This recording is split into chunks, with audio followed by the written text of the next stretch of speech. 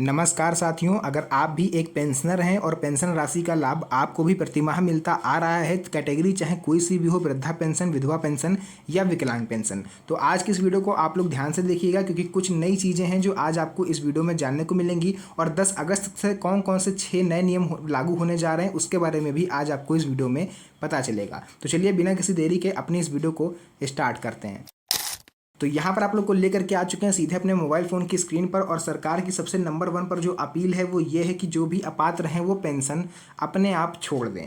राज्य और केंद्र सरकारों ने ये स्पष्ट रूप से कहा है कि जिन नागरिकों की वार्षिक आय 48,000 रुपये से ज़्यादा है उन्हें अब सामाजिक सुरक्षा पेंशन से स्वेच्छा से बाहर हो जाना चाहिए। यदि ऐसे अपात्र लोग योजना का लाभ ले रहे हैं और अपने स्वेच्छा से बाहर नहीं होते हैं और तो उनके विरुद्ध ब्याज सहित वसूली की कार्रवाई करी जाएगी। मुख्य बिंदु इसके ये हैं कि 48,000 से अधिक वार्षिक कमाने वालों को अब पेंशन नहीं मिलेगी, यानी कि अगर आप महीने के 4,000 आपकी इनकम हो रही है तो आप इस पेंशन राशि का लाभ नहीं ले सकते। अपात्र लाभार्थियों से पूर्व में दी गई राशि ब्याज सहित वसूली जा सकती है।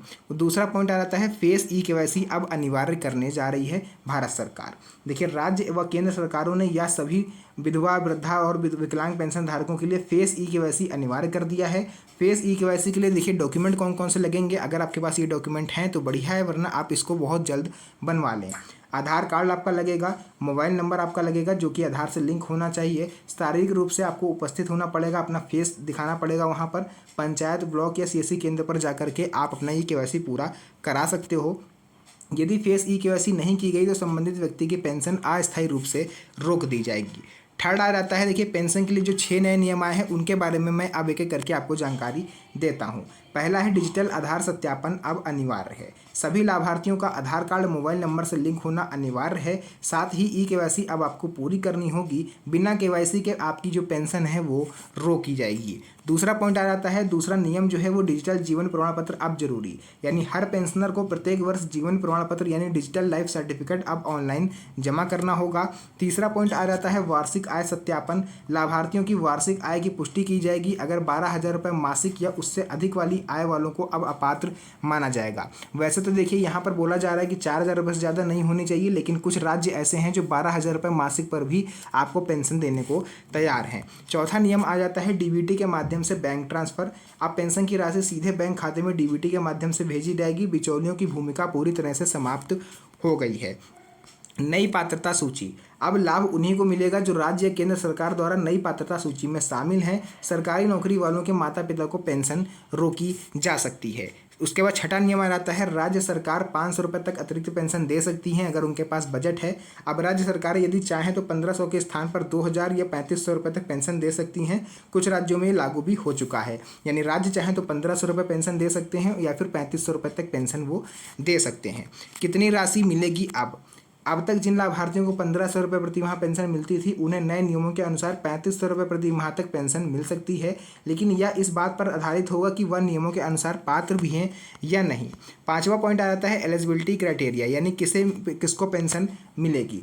वृद्धा पेंशन की बात करें तो देखिए इसका जो क्राइटेरिया ये है कि 60 वर्ष की एज आपकी होनी चाहिए। बीपीएल सूची में आपका नाम होना चाहिए, यानी कि लाल कलर का राशन कार्ड आपके पास होना चाहिए। आय आपकी 12,000 रुपये मासिक से कम होनी चाहिए। अगर आप विधवा पेंशन लेने वाले हो तो पति की मृत्यु हो चुकी हो, महिला का पुनर्विवाह ना हुआ हो, लेकिन कुछ राज्य ऐसे हैं जो महिला का पुनर्विवाह हो जाने पर भी पेंशन देते रहते हैं। विकलांग पेंशन 40% या अधिक विकलांगता प्रमाण पत्र होना चाहिए। आय 12,000 रुपये से कम होगी तो भी आपको पेंशन मिलेगी। अन्य योग्यता और शर्तें, आधार कार्ड अब अनिवार्य है। आधार मोबाइल से लिंक होना आवश्यक है। समय पर जीवन प्रमाण पत्र देना होगा। सरकारी नौकरी वाले पुत्र पुत्री होने पर माता पिता को इसका लाभ नहीं मिलेगा। अब हम बात करेंगे किसको नहीं मिलेगी पेंशन। इन नागरिकों को अब नहीं मिलेगी पेंशन जिनकी आय 12,000 से ज़्यादा है, जिनके बच्चे सरकारी नौकरी में कार्यरत हैं, जिनका आधार सत्यापन अधूरा है यानी ई केवाईसी उन्होंने नहीं करवाया, जिनके दस्तावेज गलत या अधूरे हैं, विधवा महिला ने पुनर्विवाह कर लिया है, विकलांगता प्रमाण पत्र 40% से कम है, तो ऐसे लोगों को पेंशन नहीं मिलेगी। बाकी बकाया पेंशन पर अपडेट, जिन पेंशन धारकों की बकाया राशि रुकी हुई थी वह भी अब भुगतान की प्रक्रिया शुरू हो चुकी है। सरकार की ओर से स्पष्ट निर्देश आ चुके हैं कि बकाया राशियां कुछ राज्यों में डालनी शुरू भी की जा चुकी हैं, यानी सरकार की तरफ से क्लियर आदेश है कि अब किसी की भी पेंशन ना रोकी जाए और समय पर पूरा जो भी प्रोसेस है वो किया जाए। तो ये थी पूरी अपडेट और मैंने आपको बताया 10 अगस्त से ये 6 नए नियम जो है वो लागू हो सकते हैं। तो आपको बहुत ही सावधान रहना है और सतर्क रहना है। साथियों, वीडियो पसंद आई तो वीडियो को लाइक करके चैनल पर पहली बार आए तो सब्सक्राइब जरूर करें। साथ ही साथ इस वीडियो को अपने यार दोस्तों के साथ शेयर करें ताकि उन्हें भी इन नियमों के बारे में पता चल पाए। तो फिलहाल के लिए आज की इस वीडियो को करते हैं यहीं पर एंड। मिलेंगे आप सभी से नेक्स्ट वीडियो में एक और अच्छी इंटरेस्टिंग मज़ेदार वीडियो के साथ। तब तक के लिए धन्यवाद। जय हिंद।